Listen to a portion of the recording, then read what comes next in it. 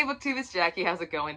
If you're new to me and this is the first time you're seeing my face, hello, what's up? My name's Jackie. I sit on my floor and I talk about books. So I hope that's why you're here, because that's what's going to be happening today. If you're not new to me, thank you for always tuning in and the continued support. I really do appreciate it. So today for you, I have a list of books. Shocker, Jackie has another list. But this list is kind of special because it is part of a bigger project. You see, today is my birthday. Today is my 39th birthday. Yes, I am 39. Please, in the comments, just be nice to me and tell me I don't look like I'm 39. Please. And don't tell me I look older, because then yeah. Anyway, I thought it would be really cool to do something special since this is my last year of being in my 30s before, obviously, I turned 40. So I created this list called 40 Before 40. And it's 40 things that I need to have completed in the next 365 days before I turn 40 years old. It includes recipes that I want to try. It includes activities I want to try. It includes things that I just always talked about wanting to do. And I've just never got on my ass and done them. And when I was making my compilation video of all my pictures of this last year of my life, my 38th year, I realized that I started on a journey. I more than just my martial arts, like I started something. I got momentum. I was doing things. I was trying things. I was overcoming things that had bothered me, fears that I've had. I was getting back to what I used to be. And I wanted to keep this going. So that's why I cultivated this list of things that have always challenged me or been, too crazy to fucking try. Are all these things I can do after I'm 40? Yes. There's not a single thing on that list that I can't do after I turn 40, but I don't want to. I want to do it before I turn 40. And one of the items on this list was a list of books that I wanted to have read before I turned 40. Now, I had this idea of the decade before I turn another decade. So I went through my library thinking, oh, how about books that have been on my TBR the longest? So at least 10 years, 2016. I grabbed those. Some of them anyway. Some of them that yeah. Then I thought, okay, maybe this is also kind of going with the heart of the list, things that have challenged me, intimidated me. So let me put some of those intimidating books on there. So I have cultivated a list of 10 books that I want to have read before I turn 40 for either the reason of them being on my TBR the longest, they've intimidated the crap out of me, I have tried them multiple times, and I still can't say that, no, I'm never going to read this because I'm just not done trying, what have you. So if you'd like to find out what 10 books I need to have read in the next 365 days before I turn the big 4-0, grab yourself a drink, have yourself a seat, and let's get talking some books. Okay, some of these might be new to you. Some of these may not be. Some of these might be, are you fucking stupid? Why would you put yourself through this? I don't know, because I'm slightly masochistic and that trait has never apparently gone away. I've never grown out of it. So, I mean, one of my hobbies is choking people for fun. Yeah, it's a good time. It's a good time. But let's get to the books. And I will tell you as I go through the books, kind of the reason I put it on the list, whether it was there a long time, just intimidating, or what have you. So these are in no particular order. But I'm just going to kind of grab in the pile that I have. So the first one is a book that has been on my TBRs multiple times. Multiple times. You've seen it multiple times. And there's no legit good fucking reason why it's not read. None. I don't have one.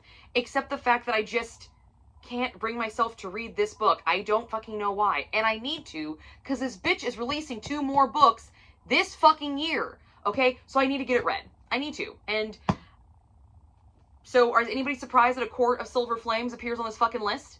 Is anybody surprised about it? No, you shouldn't be. Because it has been on so many TBRs, and I've just never gotten to it. Maybe it's because I didn't like Nesta, because I thought she was an ice-cold bitch, and Cassian deserves better. I don't fucking know. Or I'm just not really ready to really take that next step with Feyre and Rhysand, however you guys want to fucking say it. I've heard it multiple ways now. I don't know. I don't know the reason. I look at this book and know I need to read this. I know I need to dive back into this world and say hello to my friends and say, I missed you. I'm coming home. But God damn it, I just don't want to say goodbye to Night Court. And maybe now, because I know 2 more books are coming out this fucking year, or at least 1, maybe not 2. I know 2 books are coming out, but I think only maybe 1's coming out this year. Maybe that will give me the motivation because I know I'm not done. I know I'm not actually saying goodbye anymore. Maybe that's why. I don't know. But it is on this list to read by my birthday of next year. And as I always say on every fucking TBR this has been on, you will get a full reading vlog of this because I've done it with the rest of them. I might as well continue with the trend. All right, let's just be honest about that. So, it's there, book number 1. It is something I have to read before I turn 40 years old. Ugh. All right. let's just get the obvious one out of the way first, right? The next one might come as a surprise to you because it's only been on a few TBRs. But when I was cultivating this list, I also did go to Google and say, books you should read before you turn 40. And guess what? It's a lot of self-help books. And a lot of classics. By the way, that's what really comes up. But there was one book that came up that I was actually finally shocked by. And I do have it. And I know a sequel is coming out this year too. So I put Matt Haig's The Midnight Library on there. I had a great time with Meg Schaefer's The Book Witch, and it's not the same theme, but that idea of a book for readers, a book that is designed for readers to really engage them, not just somebody who enjoys reading, but like really the theme of reading. And I feel like this will hit that and kind of still kind of go. And also, it appeared on that list of books to read in before you're 40 because of some of the themes that it deals with. The self-acceptance, kind of forgiveness of past things you haven't done, and just kind of looking at the life you have and not wishing for something more, just accepting the life that you have and being grateful for it. So I think that's awesome. So I thought, why not? Let's put it on there. So there you go. Matt Haig's The Midnight Library. That's why this one's on there for sure. So there you go. Because the internet said to. Sometimes you just gotta do what the internet says. Not all the time. Like, that's like a very rare percentage. Just a heads up. All right. Next one. This next book, honestly, I bought this book because the synopsis sounded dope and I thought it sounded cool, and it's not been on my TBR very long, a couple of years. I mean, in the grand scheme to some of these, not a long time. But for some people, a long time. But for some reason, I just never seem to be drawn to it. But I still love the premise of this book. Every time I read the back of this book, I'm like, that sounds like a dope book. Or I hear this book reference, I'm like, that's a dope book. I should read that. I really need to read that. So that's why it's on this list. Because every time I hear something about it or I see it, I think, I should read that. I would like that. And I don't actually fucking pick it up. Okay? So that is Michael Faber's The Crimson Petal and the White. Right now, sitting here, I couldn't tell you what this fucking book's about, so we're gonna read the back. Meet Sugar, a 19-year-old prostitute in Victorian London who yearns for escape to a better life. From the brothel of the terrifying Mrs. Castaway, she begins her ascent through society, beginning with William Rackham, a perfume magnate whose lust for sugar soon begins to smell like love. She meets a host of lovable, maddening, unforgettable characters as her social rise is overseen by assorted, preening socialites, drunken journalists, untrustworthy servants, vile gutter snipes, and whores of all kind. Yeah, that sounds fucking dope. See? Okay, that's just every time I see this cover, I love this cover. Get rid of the glare. Beautiful. I read this synopsis. This title is super compelling. Like, I gravitate to this book, but I never fucking pick it up. So now it's on my 40 before 40 list. 10 books I need to read before I turn 40. So there you go. You have officially made the cut, Michael Faber. Don't let me fucking down. Don't let me down. The next book is kind of the same way as the Michael Faber book. I picked up this book because I thought the synopsis was great. It was dark. It was gothic. It's so a Jackie book. But every time I go to my shelf over here, I look at it, or when I have my shelves other places, I would see it, I'm like, God, I should read that. And I just keep walking on by it. Just keep walking on by it. And that is Elizabeth Kostova's The Historian. Okay? My dear and unfortunate successor. A letter. It is with regret that I imagine you, whoever you are, reading the account I must put down here. The regret is partly for myself, because I will surely be at least in trouble, maybe dead, or perhaps worse if this is in your hands. But my regret is also for you, my yet unknown friend. Because only by someone who needs such vile information will this letter someday be read. If you are not my successor in some other sense, you will soon be my heir, and I feel sorrow at bequeathing to another human being my own, perhaps unbelievable, experience of evil. Why I myself inherited it, I don't know, but I hope to discover that fact eventually, perhaps in the course of writing to you, or perhaps in the course of further events. That's the back of this book. Okay? Does that not just suck you in and draw you in? And then you have this, like, elaborate, not even elaborate, it's just this very, just ominous cover. This is one of the simplest covers I own, but I love it. I love the look of it. I love the feel because it's not smooth. It's very, very texturized cover. I love it. But essentially, this is about Dracula. It deals with Dracula. That's who it deals with. And that's one reason why it drew to me, because I fucking love Dracula, okay? Vampire girl. We all remember, if you've been following me at all, you know I'm a vampire girl, okay? I like them. They literally need you to survive. That's why I'm obsessed with vampires and their love, okay? That's why I am. Straight up. And since fucking Twilight's been eradicated from my mind and they no longer sparkle, because you can thank Empire the Vampire for that. Thank God. Vampires are cool to read again. Thank you. So, I put this on this list because I'm tired of it sitting right here in my face and me not reading it and knowing what's between these pages. I want to know, and I'm going to know before I turn 40 years old. The whole point of this list, I'm gonna fucking know. Thank you. There's that. Okay. So, these next two you've seen before. Actually, you saw them recently in my self-destruct list because I put them on it. One of them's gonna pass a couple times, another one's a newbie. But you know what? I can't let them go. I can't. These two are books that have survived the cut so many times without knowing what's in the pages. Okay? They've survived the cut. I just cannot let them go. And the first one is The Eye of the World by Robert Jordan. This is the first installment to the Wheel of Time series. It is a beloved series. It is a completed series now, thanks to Brandon Sanderson, who finished the final book under the guidance of Robert Jordan before he passed. This is like a granddaddy of fantasy. I have so much fantasy over here, and I've never read one of its founders, okay? I don't know if I'm actually speaking correctly, but that's what every time I hear about this book or the series, I learn that it's always referenced as like a granddaddy of fantasy, high fantasy novels. And I've never read this. Now, I tried watching the show. That show made no fucking sense. Made no sense. Maybe I'll give it another go later. I don't know, but I don't think it actually worked out very well because I think they only made 1 or 2 seasons. I'm not quite for sure.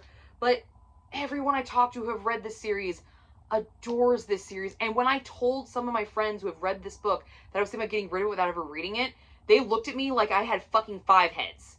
Okay? I was like, I don't really do peer pressure very often. But when it comes to books, yeah, maybe I'm a little bit more easier peer pressure to books. So, you know, I want to know. I want to know what makes this thing so beloved and so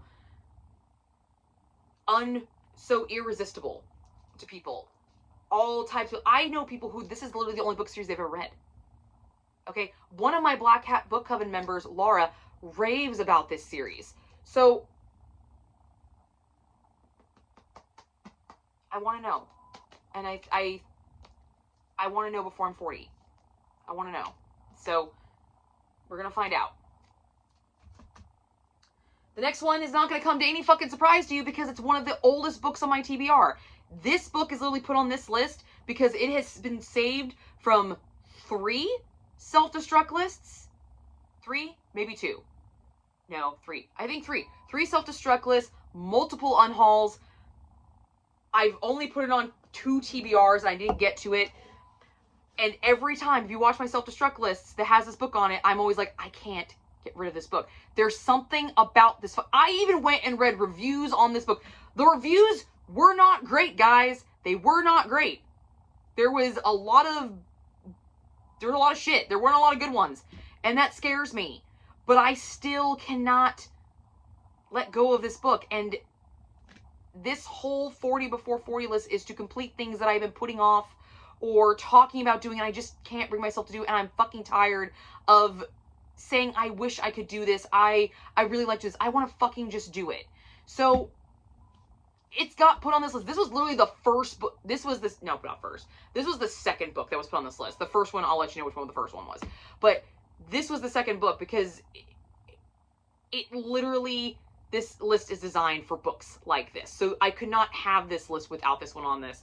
And this is Stephen Lee's The Immortal Muse. This is one of the most beautiful books that I own. Okay? I love this cover. I love this thing so much. And we're just gonna read the back. I've read it a bunch of times. We're gonna keep doing it. So this is the first time you've seen me. This is the first time you're gonna hear this. If it's not, grab yourself a drink. Have a seat. We're reading it. Again. Thanks. She gave Walters copies of the few photographs she had of Nicholas. He looked at them with a raised eyebrow. These look old, he said. Like this one. A thick forefinger pinned one of the prints to his cluttered desk. This photo is World War II vintage, the clothing and everything, Walters told her.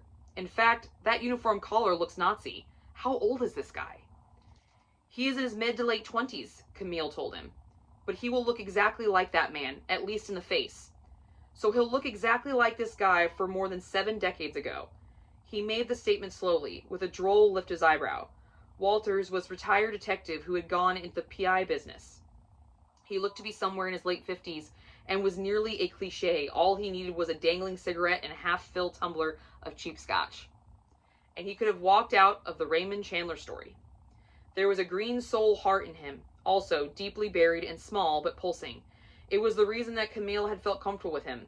Camille wondered what creativity drove it, what aspirations or avocations the man might have kept so well masked. You give me his grandfather's photo and you don't have a name for me either? She laughed at that. He changes names like you change your underwear, Camille said. Walters displayed his false teeth in what looked more like a smirk than a smile.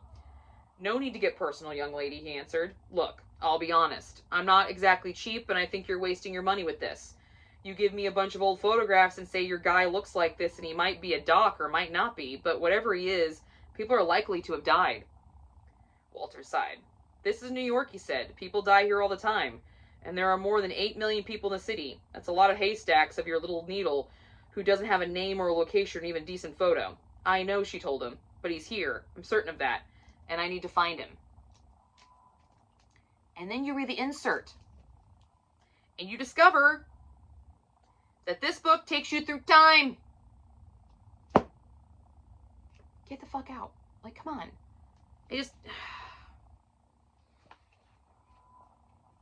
I'm gonna read it. I'm gonna fucking read it this time. I'm just gonna read it. It's gonna happen. It's on the list now. It's there. It's there. I'm gonna find out what is so drawing this book to me. Why I'm so drawn to this book. Is it just the cover? Or is it a story that I'm going to rip apart? What is it?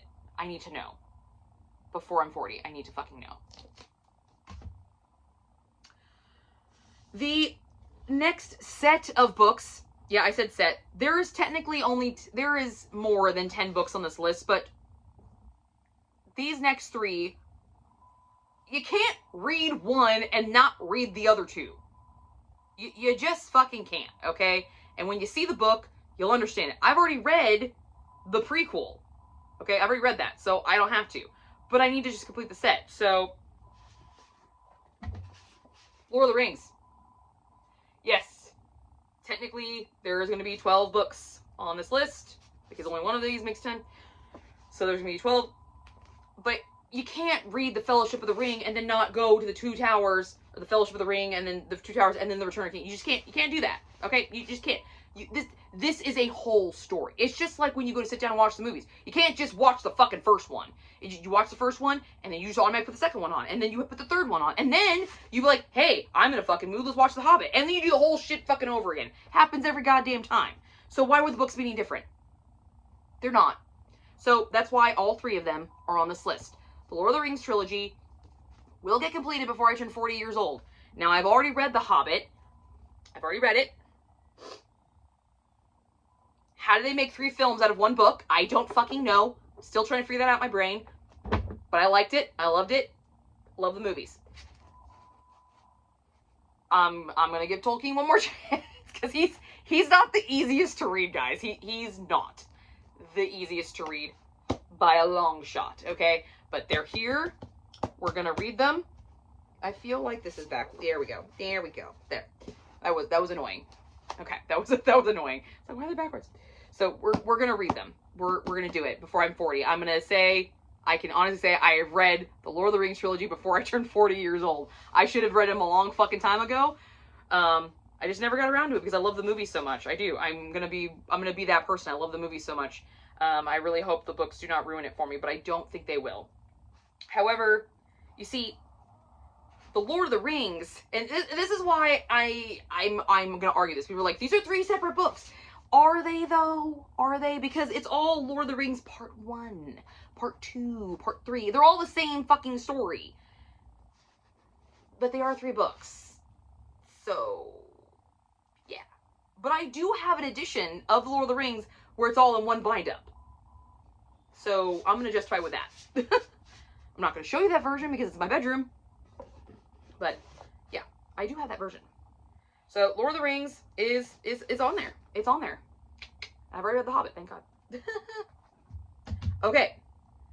This next one has just been on my list for a long time. It is a classic. It is a beloved film by many. It is a book that has been read by many. And I've never actually sat down and read it. I tried a couple of times. Once in the 8th grade, and that was a huge mistake. Then I tried again later in life, and that again was a huge mistake. So, I've never actually read this book, and I want to. I want to know what's so special about it. And that is Gone with the Wind by Margaret Mitchell. I bought this book, this edition has actually been on my list for about 10 years. It's another 10-year one. So a true decade book. But I've never read this. My sister is a huge fan of this film. I mean, it's her favorite movie. She watches every year on her birthday. I enjoy the movie. I do. But this movie has like a cult following. And I've never read the book it's based off of. And I would like to do that. I would like to actually look at this book and say, I've read that. I've read that monster. Like, this is one of those books I just want to say, like, yeah, I've read it. I've read it. Deuces. Read it. Like, I just want the prestige of saying I read this fucking thing. That's pretty much why. Okay? So it's on the list. I'm gonna find out why Scarlet is the way that she is. Other than the movie. So, we're going to see. I know before the size intimidated me a lot. Part of this was the size. Because this edition alone is 959 pages. Yeah, that's a lot. But I don't know if it's the biggest book on this list. Clear or not, I don't think it's the biggest. So we're gonna take this brick and we're gonna add it to the other list, the other books over here. And I'm gonna show you some bricks. This book is on this list because I'm scared to death of it. I am scared to death of it. It is huge. It is so big. And I'm like, what the absolute fuck are you talking about? And then this other one, I'm just double checking the page counts real fast. Making sure that we're all, we're good.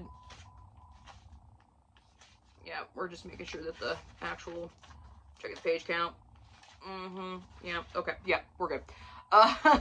So yeah, this one also not the biggest on this list, but it just looks fucking scary. And that's Susanna Clark's Jonathan Strange and Mr. Norrell. Okay? At 1,006 pages. Still not the biggest on this list, but you can see why this thing is fucking intimidating. You can see why. Now, it was turned into a BBC drama, which I have not watched. And I think actually that's what this cover is. I think that's the cover of the series. I don't know. Maybe. But I don't actually even know what this book's about. I'm going to tell you straight up why I bought this, because I remember why I bought this. I bought this because it's a fucking brick. And I wanted to one day say, I read that. Well, that one day is here. And it's time to do it, because it's been sitting there for a long time unread. What's the point of having a big fat book on your fucking shelf if you haven't read it? When people look at it like, oh, you read that? No, not really. Oh, why? Have you fucking seen it? Like, duh. But that's the reason I bought it, was so when I did read it, I could say, I read this. Get fucked. You know, this is one of those. I don't know why I do this to myself, but it's there. We're going to put that doorstop right here. That's a doorstop of a book. And this next book, the last one on this list, this was the first book I put on this list. Because when I was making my 40 before 40, the original challenge was just to read this book. And then I thought, you know what? There's a couple other books that I need to do. So that's why I created the 10 list, okay? Let's make things even more difficult for Jackie, because, you know, reading a book is not hard enough as it is. But the original challenge was just to read this book, because I have attempted to read this book probably more times than any book I've ever reread or any other book I've ever attempted to read. And I always get stuck at the same spot. I quit at the same spot because I just can't fucking stand that part. Not because there's anything going on, it's just so fucking boring and I don't care anymore. But I can't bring myself to just fucking skip it, because I don't know, maybe there's a piece there that I fucking need to understand the story, even though I know how the story ends. Because guess what? It is an opera that I'm obsessed with. I know the story. I know the story. I don't actually have to read the book, but I want to. And unless you've ever experienced something like that, I don't know how to explain the desire to read the source material of something that you love. I don't know how to explain that feeling. And I really want to be able to look at my shelf and say, I finally read that book. Out of all these books, this is the one that actually matters the most. If I had to rank all of them, this is the one. Because this is what the challenge was really supposed to be, was to finally sit down and read this book cover to cover. And that is Victor Hugo's Les Miserables. I have attempted to read this so many times, and I always get stuck. And I'm hoping now that I'm coming up on, not anytime soon. I mean, I got days. I got 365 days. Okay, guys, 365 days. Because the day's not over, so it's still technically 365. To finish this book. So, I'm hoping that that momentum that I created last year, that journey I started, I can transfer that energy and that momentum and that drive and that not wanting to quit into finally reading this book. This is a fucking hill for me, okay? This book. I want to read all of these. Don't get me wrong, I do. But this one, it's like that Immortal Muse book. There's something about it. I keep going back and trying it. I keep going back. I don't fucking know why. But guess what? Something I learned in jiu-jitsu. You keep doing when you're a white belt, you do stupid things over and over and over again. You get subbed, you get submitted, you get owned, you get plowed by the same fucking moves over and over and over until one time it finally dawns on you how to get through it. And then you forget about it. And it keeps happening over and over. And then it happens in that window a little bit less time. You get subbed a little bit less time. And then that subbing keeps coming smaller and smaller because you start remembering the move you're supposed to fucking do to get out of it. And then that shit doesn't fucking work anymore. So then the blue belts have to be like, oh, well, now I have to go do something else. So fuck you. Here's something else new. Well, shit, now I gotta figure this shit all over again. But it's like that. It's just that keep coming back, that keep trial and error. And you keep making the same mistake until finally you realize. So maybe this is the time in my life where I will finally figure it out and how to get through this fucking book. This is a hill for me. This is a mountain. This is not Everest, but this might be base camp, okay? It might be base camp. But this is the book that started this whole fucking list of 10 books. Because I was sitting here making this list of 40 books, of 40 things. I'm like, read Les Miserables. And I'm like, wait, there's other books that I should probably fucking read too. Like, oh, I'll just make a whole list of this. This is awesome. So I can include my BookTube channel in my 40 before 40. You can thank this fucking book for it. This one, right here. And this is also my Payne Cloth Bound edition. Isn't it beautiful? Stunning. I don't know if it's the prestige of wanting to say I've read this book. I have no idea. But I have read Victor Hugo before. I can read his work. I like his work. Hunchback of Notre Dame is my favorite. I love that story. So why can't I read this fucking book? Well, we're doing it this year. I got 365 days to do it. There you go. That is my 10 books, 10 books to read before I turn 40. To complete one challenge of my 40 before 40. So, as I go through these books, because I feel like I'll probably actually reach for these books more than my self-destruct list, just because this 40 list is something I really want to complete. I want to start my 40th year with a bang. And to say that I did this entire list would just be chef's kiss.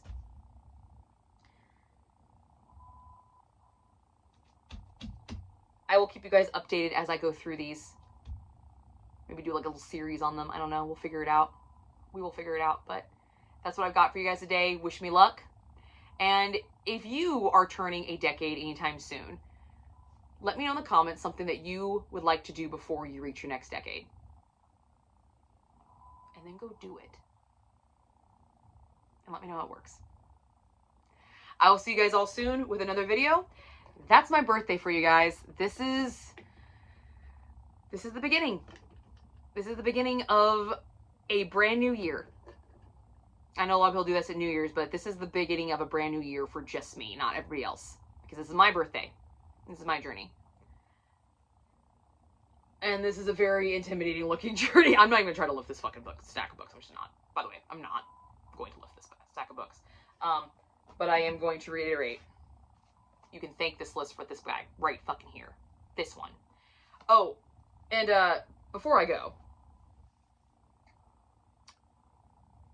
if you think I'm going to listen to these on audio, that will still count. It still counts.